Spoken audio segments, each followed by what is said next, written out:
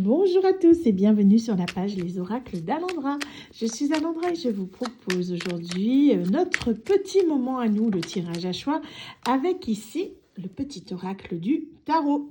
Donc je vous rappelle le principe, 3 cartes, 10 secondes. Vous allez choisir intuitivement celle qui vous inspire le plus en fait. Faut pas trop réfléchir, vous pouvez vous poser une petite question intérieure. Quel est le message que je dois recevoir aujourd'hui?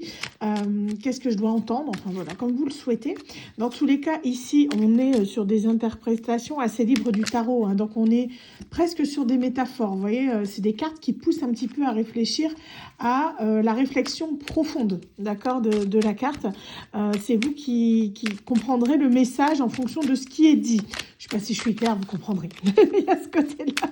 Je les utilise pas souvent et comme je suis pas une spécialiste du tarot, ces cartes-là, je les avais achetées en disant ouais c'est bien, ils vous expliquent le tarot. D'une certaine façon, oui, ça explique le tarot de Marseille, mais pas de la façon dont on l'entend. Allez, on est parti. 3 cartes. Hop, on va prendre comme ça. Voici la carte numéro 1, la 2, hop, et la 3. Allez-y, je vous laisse quelques secondes pour choisir.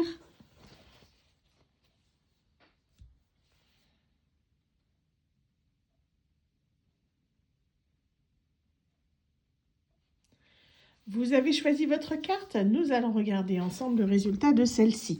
Pour ceux qui ont choisi la carte numéro 1, voici votre réponse. Carte numéro 11, la force.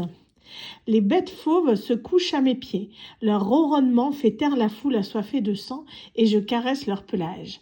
Je suis le courage de l'instant présent, l'inspiration qui vainc toutes les cruautés, la tendresse infinie des profondeurs. Je suis la part de toi qui n'a jamais peur. Vous voyez, c'est un petit peu métaphorique quand même tout ça, mais ça nous explique le sens de la carte.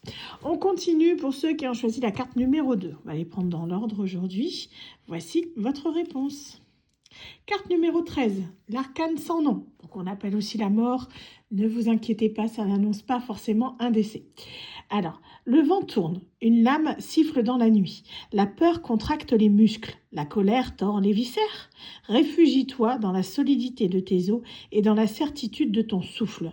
Tu pourras distinguer l'éphémère qui doit mourir et l'essentiel d'où naît l'incessante nouveauté. Courage. En gros, on vous parle ici de fin de cycle. C'est quelque chose qui se termine, mais qui dit fin de quelque chose dit nouveau départ. Donc en fait, il y a ce côté-là dans le sens où vous allez en gros fermer une porte dans un chapitre de votre vie ou par rapport à quelque chose, mais on voit que c'est pour aller vers quelque chose de plus positif. Donc en gros, n'ayez pas peur, c'est pas une carte effrayante, au contraire, elle est initiatrice de changement. Alors, on continue. Donc, pour ceux qui ont choisi la carte numéro 3, ici, voici votre réponse. 6 de coupe.